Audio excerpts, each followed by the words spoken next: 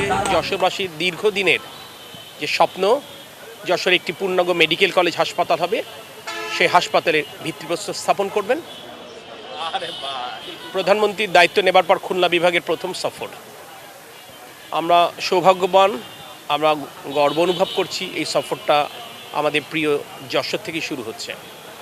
আপনারা জানেন উনি সকালবেলা নেমেই প্রথমে তার পিতার স্মৃতি বিজড়িত উলসী খাল পুনঃখনন কর্মসূচির উদ্বোধন করতে উলসীতে যাবেন।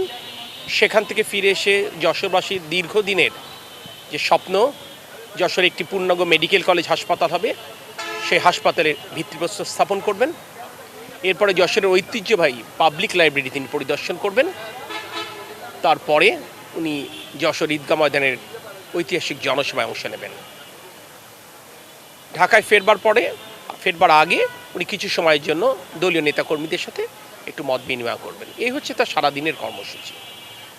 আমরা প্রশাসন, জেলা প্রশাসন, পুলিশ প্রশাসন, সংশ্লিষ্ট মন্ত্রণালয়ের কর্মকর্তাবৃন্দ তার প্রাণান্তকর পরিশ্রম করছেন বিগত কিছুদিন যাবৎ। আমরা এই কর্মসূচিগুলো যেন সুষ্ঠুভাবে সুসম্পন্ন হতে পারে সমন্বয়ের দায়িত্ব পালন করছি।